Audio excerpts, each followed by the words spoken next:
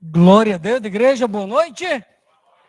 Que alegria estarmos aqui, mais deste culto de doutrina, para nos edificar, para nos abençoar, para nos exortar, para nos consolar e para que nós sejamos uma vez mais fortalecidos no Senhor e naquilo que Ele tem preparado para nós como igreja, em nome do Senhor Jesus. Culto de doutrina, tema espírito de engano versus espírito da verdade. Perceba que esse espírito de engano está com E minúsculo, enquanto que o espírito da verdade está com E maiúsculo. Espírito da verdade, o Espírito de Deus, o Espírito Santo de Deus. Nós vamos fazer 3 leituras e nós vamos pausar em cada uma delas. A primeira será com a nossa missionária Mara Simone, primeira epístola de João, capítulo 4. A amada missionária irá nos ler o versículo 1, o versículo 2, 3 e meia dúzia, missionária. Segure aí, não leio ainda não. A nossa irmã Carla Lobato nos lerá João, capítulo 14, Evangelho, versículo 17. E depois dela, o nosso amado pastor Haroldo nos lerá João, capítulo 16, versículo 13, e ele, após ler, nos dirigirá em oração. Amém, igreja? Pronto, missionária Mara. Versículos 1, 2, 3 e meia dúzia. Ok. Muito obrigado. Amados, não deis crédito a qualquer espírito, antes provai os espíritos, se procedem de Deus, porque muitos falsos profetas têm saído pelo mundo afora. Nisto, reconheceis o Espírito de Deus, todo espírito que confessa que Jesus Cristo veio em carne é de Deus. E todo espírito que não confessa a Jesus não procede de Deus. Ok, pode ir para o 6. Pode ir para o 6, a parte A do 3, esqueci de falar. Nós somos de Deus. Aquele que conhece a Deus nos ouve. Aquele que não é da parte de Deus não nos ouve. Nisso, reconhecemos o espírito da verdade e o espírito do erro. Muito obrigado, missionário. Louvado seja o nome do Senhor. Peço perdão por ter lhe atrapalhado. Eu que não falei que era só a parte A do versículo 3. Amados, não descrédito a qualquer espírito com E minúsculo. Antes provai o espírito se procede de Deus, porque muitos falsos profetas têm saído mundo fora. Nisto conheceis o espírito com E maiúsculo de Deus. Todo espírito que confessa que Jesus veio em carne é de Deus, e todo espírito que não confessa e todo espírito que não confessa a Jesus não procede de Deus. E nos leu também o versículo 6 que diz: nós somos de Deus. Aquele que conhece a Deus nos ouve, aquele que não é da parte de Deus não nos ouve. Nisto reconhecemos o espírito da verdade e o espírito do erro. Pode ler, ministra Carla Lobato, João capítulo 14, versículo 17. O espírito da verdade que o mundo não pode receber, porque não vê, nem o conhece. Vós o conheceis, porque ele habita convosco e estará em vós. Muito obrigado, varoa. O Espírito da verdade, o Espírito com E maiúsculo, o Espírito da verdade que o mundo não pode conhecer, porque não vê, nem o conhece, vós o conheceis, porque ele habita convosco. Jesus está falando dele próprio, Deus encarnado, Emanuel, ele como o próprio Espírito de Deus, que habitava com eles naquele momento. Ele diz, vós o conheceis porque ele habita convosco. E ele lança para o futuro e diz, e estará em vós. Não habitará mais com vocês, mas dentro de vocês. Pode ler, pastor Haroldo, capítulo 16, versículo 13. Quando vier, porém, o Espírito da verdade, ele vos guiará a toda a verdade, porque não falará por si mesmo, mas dirá tudo o que tiver ouvido e vos anunciará as coisas que hão de vir. Bendito Deus, nós te louvamos, Pai, e te agradecemos, Pai, por mais uma noite, Senhor Deus, em que o Senhor reúne, Pai, o seu povo para ouvir, Pai, a tua palavra, Senhor Deus, para ser instruído, Pai, pela tua palavra, como já disse o teu servo, Pai, exortando, edificando e consolando, Pai. Em nome de Jesus, ser com ele, Pai. Ele, com certeza absoluta, Pai, já está devidamente ungido, capacitado, Pai, para tal, Pai. E no nome de Jesus, Pai, unge o nosso entendimento para que nós possamos entender, Pai, e absorver, Senhor Deus, tudo aquilo que será ministrado nesta noite com base na tua gloriosa palavra, no nome de Jesus. Amém. Amém. Glória a Deus, meu pastor. Muito obrigado pela leitura. Eu vou repetir o versículo 13, que nos foi muito bem lido pelo nosso pastor Haroldo. Quando vier, porém, o Espírito da verdade, o Espírito Santo de Deus, o Espírito que nos revela, o Espírito que traz entendimento, esse Espírito que hoje habita dentro de você, habita dentro de mim, quando vier, porém, o Espírito da verdade,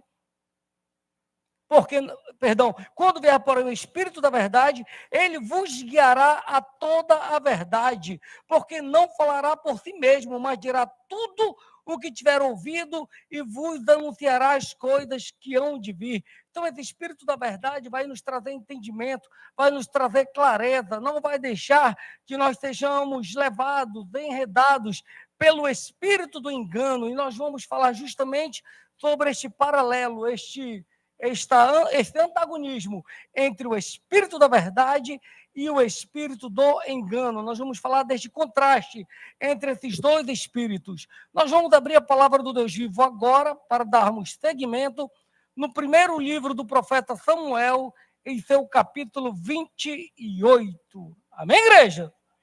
Glória ao nosso bom Deus. 1 Samuel, capítulo 28, nós vamos ler os versículos do 3 ao 15, é uma leitura um pouco longa, e eu peço que enquanto nós vamos lendo, você já vá assimilando, já vá entendendo, para que o Senhor possa falar diretamente ao seu coração. Versículo 3 eu passo a ler. Já Samuel era morto. Entenda, Samuel já estava morto. Amém, amados? O texto está afirmando isto. Já Samuel era morto e todo Israel o tinha chorado, ou seja, todo Israel o tinha chorado, tinha pranteado por ele. Todos sabiam da existência de Samuel, da sua história, da sua trajetória, dos seus feitos no Senhor. Todos conheciam a Samuel, tanto os bons quanto os maus. Já Samuel era morto e todo Israel tinha chorado, e o tinha sepultado em Ramá, que era sua cidade. Saul havia desterrado os médios e os adivinhos, desterrado, expulsado, mandado embora, tirado de Israel os médios e os adivinhos. Segue o texto. Versículo 4, ajuntaram-se os filisteus e vieram acampar-se em Sunem. Ajuntou Saul a todo Israel e se acamparam em Gilboa. Vendo Saul o acampamento dos filisteus, foi tomado de medo e muito se estremeceu no seu coração. Olhe para cá rapidinho, só para facilitar o entendimento. Lembre-se que neste momento Davi não está mais com Saul. Davi havia ido buscar refúgio político com os filisteus, com o rei Aquis. Ele estava junto com o rei Aquis neste momento em que se passa esta situação. E os filisteus iam enfrentar os israelitas. Continuando, vendo Saul o acampamento dos filisteus, versículo 5, foi tomado de medo e muito se estremeceu o coração. Versículo 6, consultou Saul ao Senhor, porém o Senhor não lhe respondeu, nem por sonho, nem por urim, nem por profetas. Consultou Saul ao Senhor, porém o Senhor não o respondeu, nem por sonho, nem por urim, nem por profeta. Ele mandava consultar os profetas não falavam nada para ele, não respondiam. Ele consultava o Senhor através de sonho e o Senhor também não respondia. Ele consultava através do Senhor, consultava o Senhor também através do urim e do tumim, e o Senhor também não o respondia. Presbítero, o que é urim e tumim? Eram pedras. Deixa eu explicar para vocês rapidinho. Não é o foco não, mas só para facilitar o entendimento da igreja. Eu sei que a igreja sabe, mas só para facilitar. Quando um rei ou alguém que estava governando um povo, ele queria falar com o profeta, ele queria falar com Deus e não tinha um profeta para trazer uma palavra para ele de imediato, ele mandava que trouxesse a estola sacerdotal. Na estola sacerdotal haviam duas pedras, uma chamada urim, outra chamada tumim. Se essa pedra, quando ele perguntasse do Senhor o que ele queria saber, brilhasse a urim, Deus estava dizendo sim, vai, pode ir. Se brilhasse a tumim, Deus estava dizendo não, não faça isso, não segue esse percurso, não segue essa trajetória. Nós temos dois exemplos claros disso que aconteceu com Davi. Davi, isso está em primeiro livro de Samuel, capítulo 23. Ele vai até a cidade de Keila. Quando ele chega na cidade de Keila, Saul sabe que ele está lá. Quando ele sabe que ele está lá, as pessoas falam para Davi: Davi, Saul sabe que você está aqui, Saul vai vir atrás de você. Ele, então, não tinha lá o profeta Samuel para consultar, ele pediu a estola sacerdotal e consultou ao Senhor. E disse: Senhor, se eu ficar aqui, Saul vai vir para atacar, para enfrentar, para matar os moradores de Keila, até que eles me entreguem. E Deus respondeu que sim, através do Urim. Só para vocês terem exemplo prático de como é que funciona isso. Em outro episódio, já no capítulo 30, aí mesmo, Davi não vai com o rei Aquis enfrentar Israel, juntamente com os filisteus. Não vai enfrentar Israel. O rei Aquis fala: Davi, volta, vai para Siclaque. Os meus príncipes não querem que você participe dessa peleja contra Israel, contra Saul. Eles têm medo de, no meio da guerra, você nos trair, dar para trás e nos atacar. Então volta. Davi, quando está voltando para Siclaque, a região onde ele ficava, com a sua família, esposas, filhos, junto com a família dos seus valentes, eu vou colocar assim, ele chega lá, eles haviam sido saqueados pelos midianitas e levaram mulheres, filhos, levaram tudo. Ele então pede a estola sacerdotal, fala: Abiatar, traz-me a estola sacerdotal que eu vou consultar o Senhor, saber se eu devo persegui-los ou não. Ele então consulta o Senhor e através do Urim Deus disse: vai, pode ir atrás dele, você vai pegá-los, você vai vencê-los e vai trazer tudo de volta. Então é um exemplo prático, tá bom? Então foi o que aconteceu aqui com Saul. Saul pediu a Deus que Deus falasse com ele através de sonho, Deus não falou. Pediu que Deus falasse através dele, falasse com ele através do Urim, Deus não falou, e muito menos através de profeta. Vamos continuar o texto, versículo 7.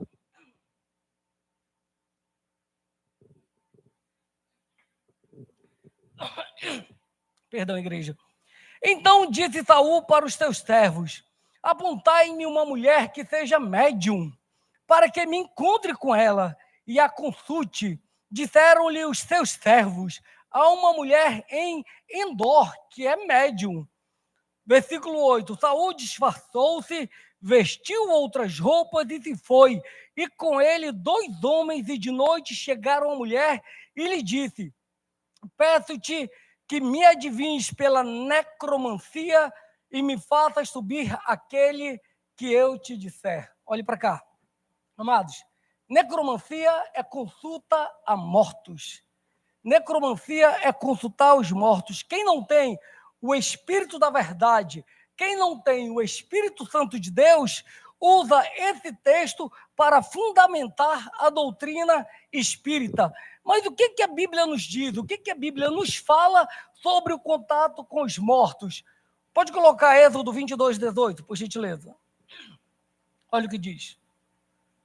A feiticeira não deixará viver. Isso é estatuto, isso é determinação do Senhor. A Bíblia é clara em condenar a prática de feitiçaria, ao ponto que 1 Samuel, capítulo 15, versículo 23, diz que rebeldia é como pecado de feitiçaria. É algo gravíssimo, é algo pesado, é algo muito intenso. Olha o que diz Deuteronômio 18, de 10 a 12. Não se achará entre ti nem adivinhador, nem feiticeiro, nem encantador, nem necromante, nem mágico, nem quem consulte os mortos, pois todo aquele que faz tal coisa é abominação ao Senhor. Quem pratica tal coisa é abominação ao Senhor. Então nós entendemos que a abominação ao Senhor, essa prática da necromancia, da consulta aos mortos, e tudo isso que nós relatamos aí. E nós vamos entender, primeiramente, o que levou Saul a consultar uma necromante, a ir atrás de uma necromante, a ir atrás dela. O primeiro livro de Samuel, quando nós vamos analisar, vamos estudar, vamos nos debruçar sobre ele, nós percebemos que Saul está paulatinamente se distanciando de Deus, está paulatinamente se afastando de Deus. está paulatinamente te afastando das tuas normas, dos teus estatutos, dos teus ensinos. O primeiro livro de Samuel mostra que Saul está desprezando a Deus ao ponto de abandonar a Deus. Ele simplesmente abandonou a Deus, rejeitou a Deus, abriu mão de Deus. Veja o que diz Romanos capítulo 1, versículo 28. E por haverem desprezado o conhecimento de Deus, o próprio Deus os entregou a uma disposição mental reprovável para praticarem coisas inconvenientes. Saul foi tido como réprobo, como rejeitado por Deus, amados. Deus não falava com ele, Deus não queria contato com ele, ele abandonou, ele se deixou encher de ódio, de amargura, de rancor, ele se distanciou de Deus. E o versículo diz que ele consultava o Senhor, mas o Senhor não respondia. Nós lemos, ele consultava e o Senhor não queria acordo com ele, não tinha pacto com ele. Então ele decidiu fazer coisa inconveniente. Ele estava entregue à sua disposição mental reprovável. Ele estava entregue à sua própria consciência, entregue à sua própria disposição mental reprovável diante de Deus. Então ele fez coisa conveniente. Que coisa conveniente? Ele foi atrás de uma prática que o Senhor condenara, que o Senhor condena, que o Senhor não aprova. Ele mesmo, quando rei, havia desterrado, expulso, mandado embora os necromantes, os adivinhos, os médios, aqueles que consultavam os mortos, porque ele sabe que é algo que desagrada a Deus, é algo que não está de acordo com a vontade de Deus. Ele agora, tomado de medo, tomado do desespero, tomado de angústia, vai e procura uma feiticeira. Ele vai contra tudo aquilo que ele outrora havia pregado. Ele vai contra tudo aquilo que outrora ele havia perseguido, ele havia pregoado sobre Israel. E a situação se agrava, meus irmãos, quando nós estamos olhando para Saul, a situação se agrava. Por quê? Ele sabia que a necromancia era algo grave para Deus, abominável para Deus, que Deus condenava ao ponto de não só quem consultasse a necromante, mas não só a necromante, mas também quem a consultasse, era passivo de morte, era passivo de ser exterminado. E no versículo 10, leia comigo, vamos continuar aqui os versículos, versículo 9 para ir para o 10. Eu li até o versículo 8, e ele chegou até ela, e pela necromancia me faça subir aquele que eu te disser. Versículo 9, respondeu-lhe a mulher, bem sabes o que fez Saul, como eliminou da terra os médios e adivinhos, por que pôs-me armas cilada a minha vida para me matares? Versículo 10. Então Saul lhe jurou pelo Senhor, dizendo, tão certo como vive o Senhor, nenhum castigo te sobrevirá por isso. Tão certo como vive o Senhor, nenhum castigo te sobrevirá por isso. Amados, o Deus já tinha dado uma ordem. Quem praticasse a necromancia seria morto. Ele se coloca acima de Deus e diz, opa, ela não, Deus mandou matar todo mundo, mas ela não. Eu me coloco acima de Deus e ela não vai ser morta. Nenhum castigo vai vir sobre ela pela prática da necromancia. Então é algo mesmo que nós vemos a situação deplorável em que encontrava-se Saul neste momento. Amém, amados? Versículo 10, eu acabei de ler, então lhe jurou Saul, tão certo como vive o Senhor, nenhum castigo te sobrevirá. Vamos ler aqui o versículo 11 e nós entramos no 12. Então lhe disse a mulher, quem te farei subir? Respondeu ela, faze-me subir Samuel. Vendo a mulher a Samuel, gritou em alta voz, e a mulher disse a Saul, por que me enganaste? Pois tu mesmo és Saul. Amados, a partir do versículo 12, agora vamos lá, que agora nós vamos entrar mais profundamente na doutrina. É a partir do versículo 12 que a maioria das pessoas tem dificuldade de entendimento.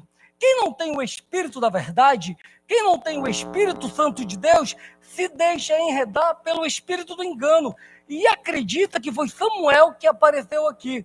Acredita que este ser, este que subiu, é Samuel. O pai dos hereges, nós conhecemos, ele é uma dessas pessoas. Ele fala, ele afirma e tenta provar de uma forma mirabulosa que era Samuel ali. Ele convence pela sua fala até muitos de que era Samuel, que apareceu naquela sessão mediúnica, amados. Imagine só, Samuel aparecendo numa sessão mediúnica espírita, mas você, a igreja, nós sabemos, o nosso pastor já nos trouxe essa palavra por 3 oportunidades, e como tem muitos irmãos novos aqui na igreja, aprove ao Senhor que eu trouxesse ela hoje. O pastor lembra, ele já nos trouxe em 3 ocasiões, mas você vai ver doutrinariamente, nós vamos mostrar dentro da palavra de Deus, de que não era Samuel que estava ali naquela sessão espírita, naquela sessão mediúnica. Aí tu pode estar pensando, sim, presbítero, mas se não era Samuel, não foi Samuel que... Tu, igreja, não pensa assim, porque nós sabemos. Você que está na internet pode estar pensando, sim, presbítero, mas se não foi Samuel que apareceu ali, então quem foi que apareceu? Existem 2 linhas teológicas que te apresento para responder esse questionamento.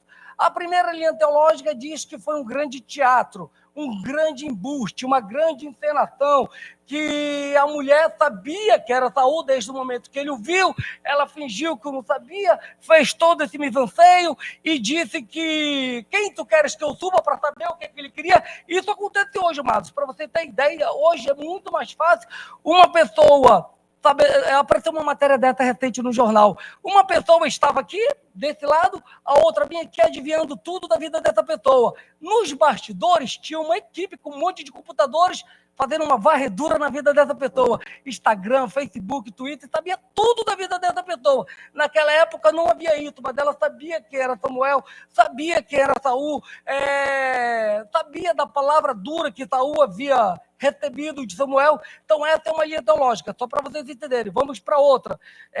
Um espírito de engano. Quem subiu ali foi um espírito de engano. Interessante que Atos capítulo 16, versículos do 16 ao 18, nos mostra isso de forma clara.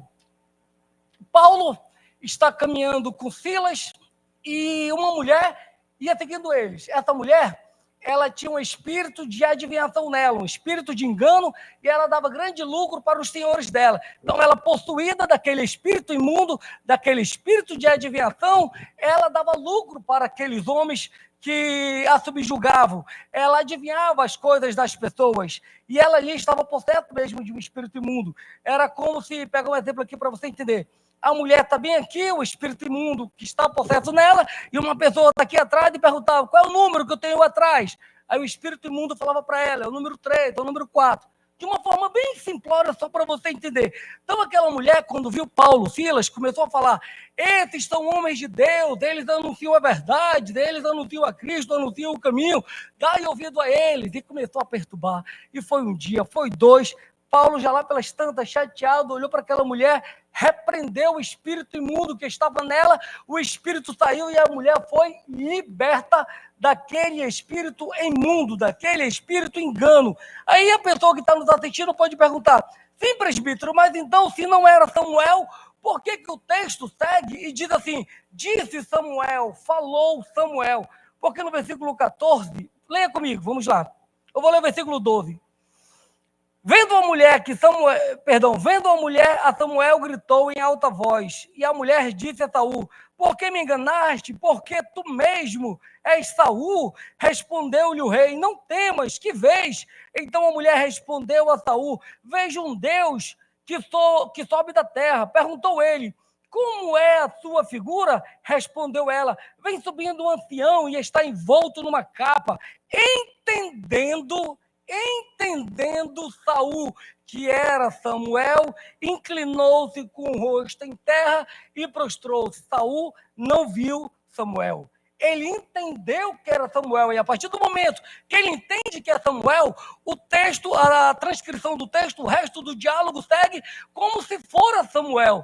Se porventura ali Saul entendesse que fora Abraão, o texto ia seguir como se ele estivesse falando com Abraão. Aí ele entendeu que era Jacó, então disse Jacó para ele, porque se ele entendesse que fora Moisés, o texto seguiria conforme ele entendeu. Ele entendeu que era Samuel e o texto segue como ele entendera, como ele teve este entendimento, como ele compreendeu.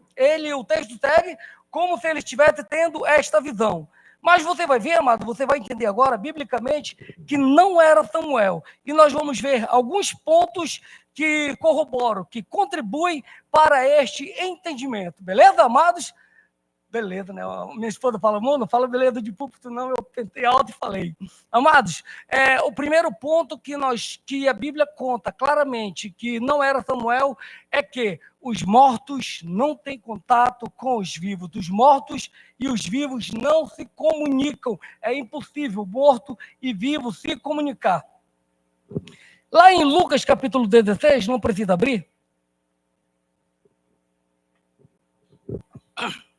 A Bíblia conta a história do rico e de Lázaro. E lá a história conta que havia um homem pobre, um homem chamado Lázaro, mendigo, que estava à porta de um homem rico, lhe pedia pão, ele não dava e ambos morreram. O rico morre, vai para o paraíso, vai para a glória, vai para um local que a Bíblia chama de seio de Abraão. Lázaro, Lázaro, Lázaro, isso, Lázaro. E o rico morre, a Bíblia fala neste texto que ele vai para o inferno. E lá ele está no inferno. E ele pede para que Abraão permitisse que Lázaro molhasse uma gota de água no seu dedo e colocasse na língua dele. E Abraão ali fala que não pode, nós vamos ler 16, 27, pode colocar. Então replicou-lhe, pai, eu te imploro que o mandes à minha casa paterna. Rico está pedindo a Abraão, a que ele estava vendo, e pede para que ele mandasse o morto Lázaro à casa paterna dele, manda-o à minha casa paterna. Ele está dizendo, manda este morto à minha casa paterna. Pode seguir, versículo 29. Ok. Respondeu Abraão, eles têm... Moisés, o texto aí fala que existe, rapidinho, segura o versículo 28, existe um abismo entre os daqui e o dali, existe um abismo entre nós e eles, entre nós e vocês, não dá para cruzar, não dá para ultrapassar, não dá para quem está no céu ir para o inferno, não dá para quem está no inferno ir para o céu, não dá para quem está vivo ir lá com quem está morto, e com quem está morto ir para quem está vivo. E o texto segue, ele fala, manda ele lá, e ele fala, respondeu Abraão, eles têm Moisés e os profetas, ouçam-nos, ouçam quem? O profeta, Moisés e os profetas, a lei e os profetas. Mas ele insistiu, não, pai Abraão, se alguém dentre os mortos for ter com eles, eles vão se arrepender. Se alguém que já morreu ir ter com eles, eles vão se arrepender. Abraão, porém, respondeu, se não ouvem a Moisés e aos profetas, tampouco se deixarão persuadir, ainda que ressuscite alguém dentre os mortos.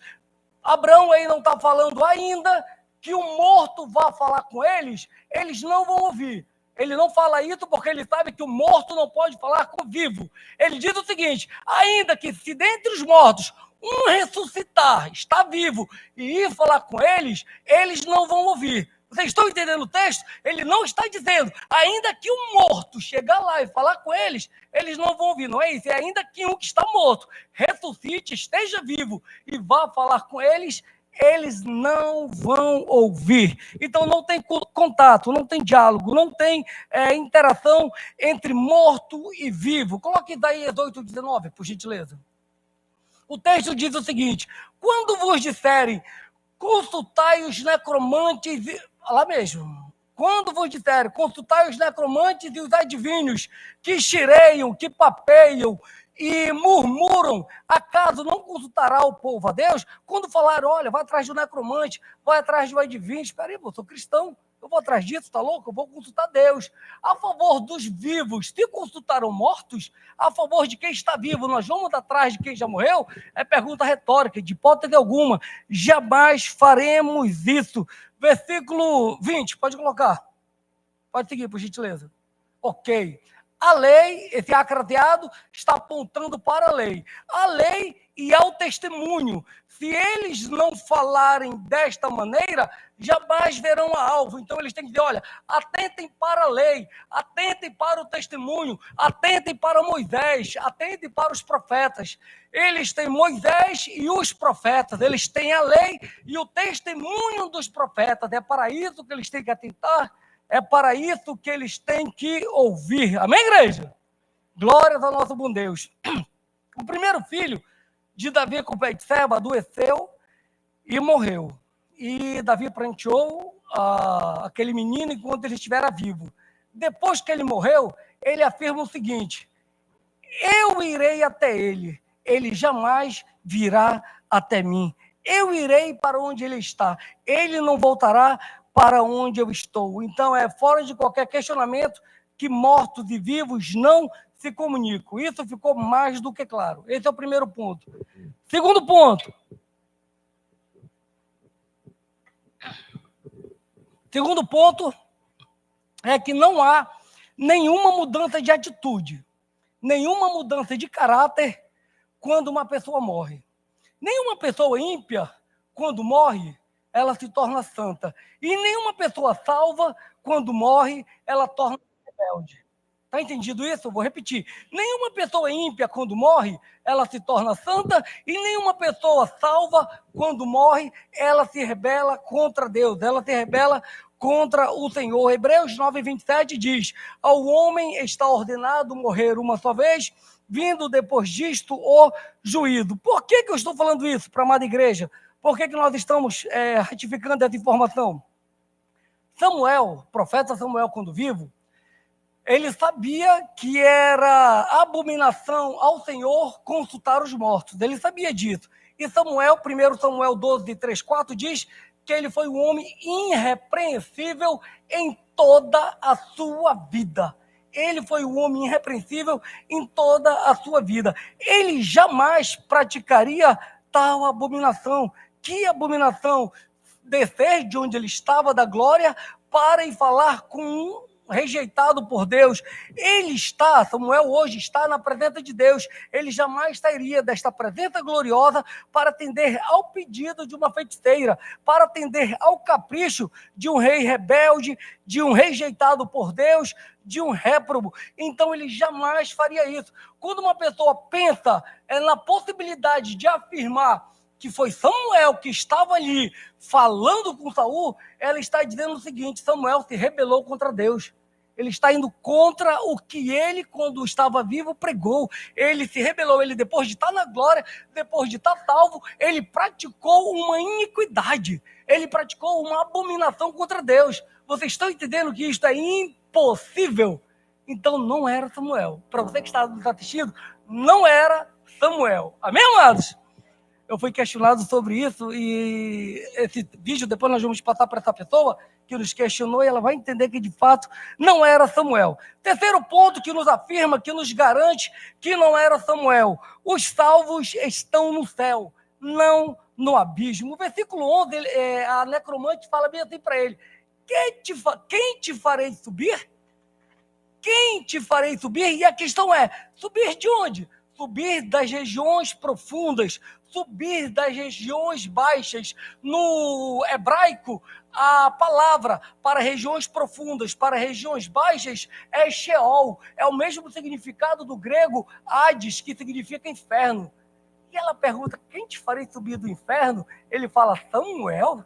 Vocês têm noção como não dá para engolir isso? E o pai dos hereges consegue convencer muitos com a falácia dele. E as pessoas acreditam. É impressionante, eu fico impressionado. Mas antes de nós prosseguirmos nesse ponto que eu falei agora, que os salvos estão no céu, não no abismo, deixa eu falar algo aqui para vocês. O que acontece quando uma pessoa morre? Eu sei que a igreja sabe disso, então para você que está nos acompanhando, acontecem alguns pontos. Vamos lá. Eclesiastes capítulo 2, versículo 7 diz o seguinte: que o corpo que é pó volta ao pó. O espírito humano, que é o sopro de vida que foi dado por Deus, volta para Deus. E a alma que carrega os nossos sentidos, a nossa memória, a nossa consciência, lembre-se lá do rico, vai para o céu ou para o inferno. A alma não dorme, a alma não fica inconsciente, amados. Ela vai imediatamente para o céu, como aconteceu com aquele ladrão da cruz: hoje mesmo tu estarás comigo no paraíso. Ou ela vai para o inferno, como aconteceu com o rico. Ela vai imediatamente habitar com o Senhor, habitar com Cristo no paraíso, no que a Bíblia chama de seio de Abraão, caso ela seja salva, esta pessoa. Ou ela vai imediatamente para o inferno, para o abismo. E nós sabemos que Samuel está no céu. Então, caso aquela necromante quisesse chamar a Samuel, ela não ia dizer: quem te farei subir? Ela ia te falar: quem te farei descer?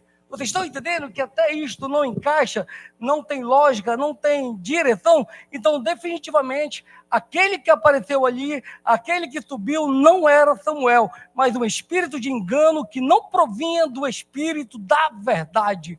Quarto ponto, hoje vamos já finalizar, glória a Deus.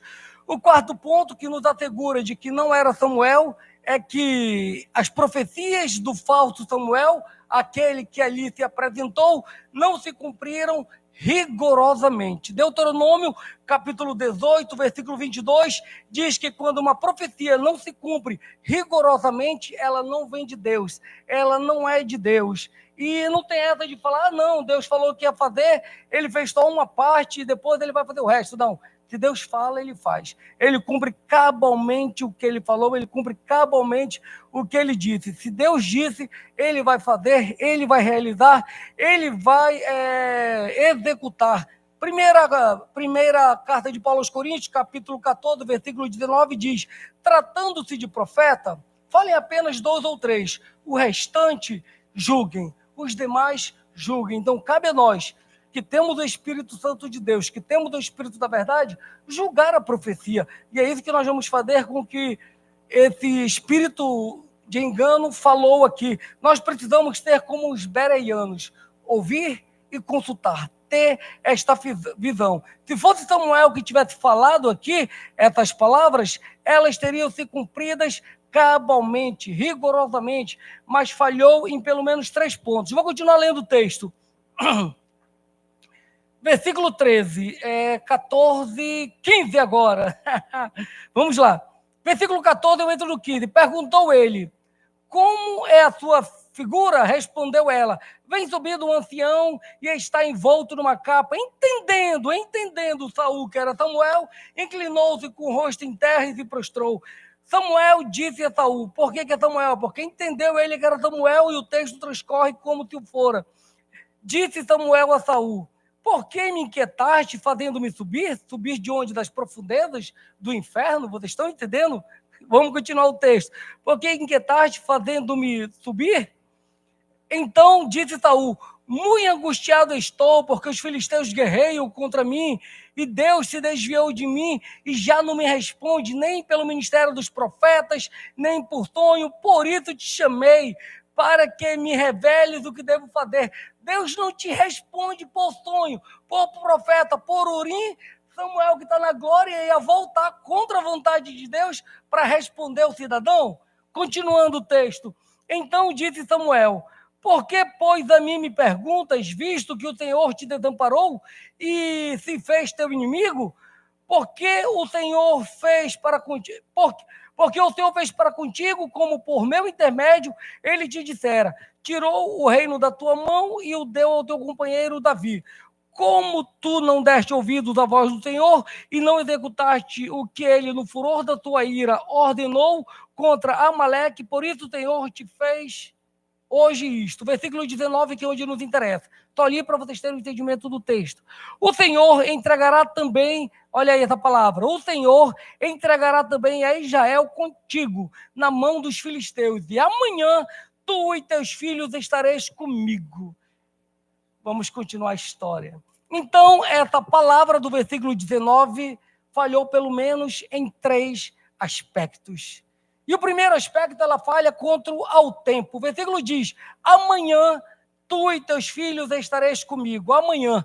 Se nós formos pegar o amanhã como futuro indefinido, ele pode ser qualquer dia a partir de hoje, correto? Pode. Nós podemos pegar o amanhã e falar bem assim, amanhã ou nós morreremos ou seremos arrebatados. Nossa esperança é que todos sejamos arrebatados. É um futuro indefinido. Então, o amanhã pode ter qualquer dia a partir de hoje. Agora, se nós pegarmos o amanhã como o dia posterior ao dia de hoje, o amanhã é amanhã.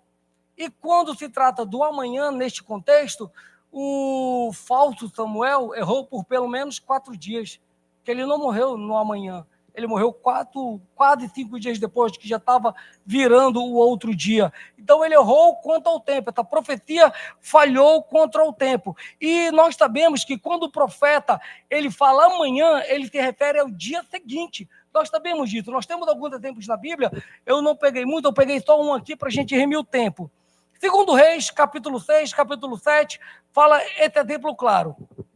Israel, Reino Norte, capital Samaria, está totalmente sitiado, cercado pelos sírios. E ninguém podia entrar, ninguém podia sair, plantação estava toda lá fora, eles não conseguiam pegar sua plantação. Quem tinha levado gado ou rebanho para pastar lá fora não pôde voltar, foi saqueado. Resumindo, a cidade estava sitiada, estava o caos, ninguém entrava, ninguém saía, não tinha comida, ao ponto de praticarem canibalismo lá em Samaria, Reino Norte de Israel.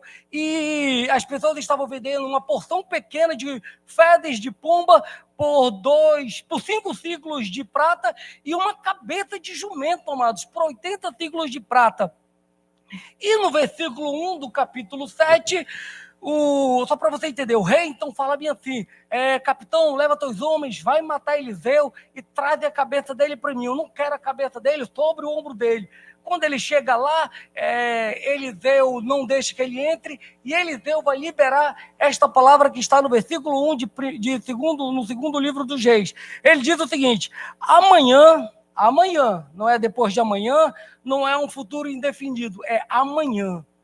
A estas horas, mais ou menos, ele não quis precisar minuto, segundo, mas ele disse: amanhã, a estas horas, mais ou menos, se darão um alqueire de flor de trigo ou 2 alqueires de cevada por um ciclo. Só para você entender, a situação era a seguinte: era como se naquele momento 1 quilo de farinha, se alguém quisesse comprar 1 quilo de farinha, estivesse valendo R$1.000. E ele falou o seguinte: olha, hoje quem tem 1 quilo de farinha, como está tão escasso, tão difícil, está vendendo esse quilo de farinha por R$1.000. Mas amanhã, mais ou menos a esta hora, estarão vendendo não 1 quilo de farinha, mas um fardo de farinha por R$1. Aí o capitão ouve isso, o capitão do rei, que foi lá e fala bem assim: ainda que o Senhor abra a janela dos céus, crie janela nos céus, seria isso possível? Haveria como acontecer isso? Aí Eliseu responde para ele: tu verás, mas tu não comerás. Aí acontece a história, nós sabemos, já foi muito pregado aqui na igreja. 4 leprosos estão lá na entrada de Samaria e falam bem assim: se entrarmos em Samaria, nós vamos morrer de fome, não tem comida lá.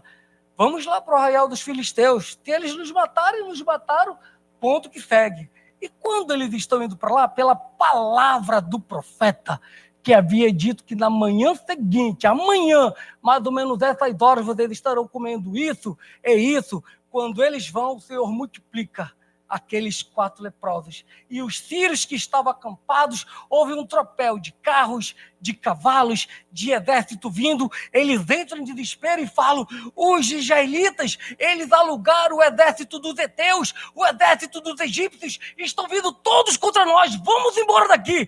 Eles foram embora, que não vestiram nem a roupa direito, foram com o que tinham, deixaram tudo lá.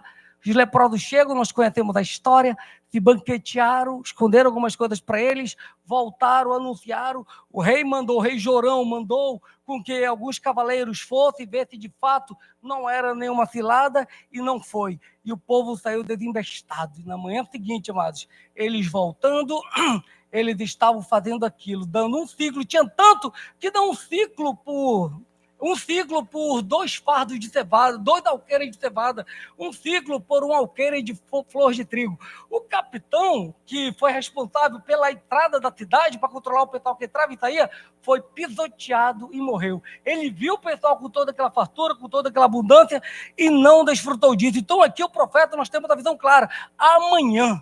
Então amanhã é amanhã, e na manhã seguinte. Se fosse Samuel, quando Samuel falasse amanhã, seria amanhã. Não seria 3, 4, 5 dias depois. Amém, amados? Eita glória! Seguindo a história, vamos lá. Então ela falhou com relação ao tempo. Ela falhou também com relação às pessoas. Ele diz o seguinte: tu e os teus filhos estareis comigo. Ou seja, os filhos de Saul iriam morrer. Não morreram todos os filhos de Saul. Morreu Jonatas, morreu Abinadab, morreu Melquizua. Isbosete, Armone e Mefibosete, que era filho de Jonatas e era considerado como filho de Saul, não morreram. Então, a falsa profecia, a profecia do espírito de engano falhou com relação às pessoas. Falhou também com relação aos fatos. Só colocar uma aguinha aqui, amados, senão minha garganta... Falhou também com relação aos fatos.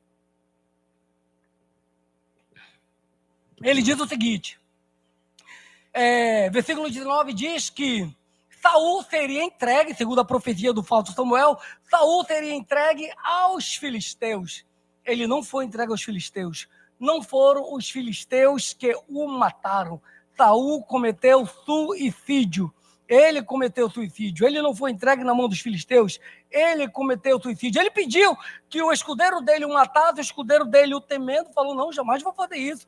Apesar da tua falha, apesar do teu erro, apesar de você estar distante de Deus, tu foras ungido, jamais eu vou fazer isso. E então Saul cometeu suicídio e o escudeiro, quando viu que ele estava morto, também se matou. Então ele não foi entregue ao filisteus. Então falhou com relação ao fato e falhou também com relação ao outro fato, porque o falso Samuel diz bem assim, amanhã tu e teus filhos estareis comigo. Espera aí, se for o verdadeiro Samuel estaria na glória. Como é que Saul, réprobo, rejeitado por Deus, cometeu suicídio, iria para a glória, iria para o inferno? Mas, se esse daqui é o falso Samuel, é um espírito de engano, de fato ele acertou, porque Saul ia estar com ele no inferno. Amém, igreja? Entenderam esse ponto aí? É algo interessante de se pensar, meus irmãos, é algo extraordinário. Saul havia... 1 Crônicas 10, versículo 14, diz que o Senhor foi quem matou a Saul. 1 Crônicas 10, 14 diz que o Senhor matou a Saul. Então ficou mais do que claro, amados, de que não era Samuel ali. O espírito de engano jamais vai sobrepor o espírito da verdade. A Bíblia interpreta a Bíblia.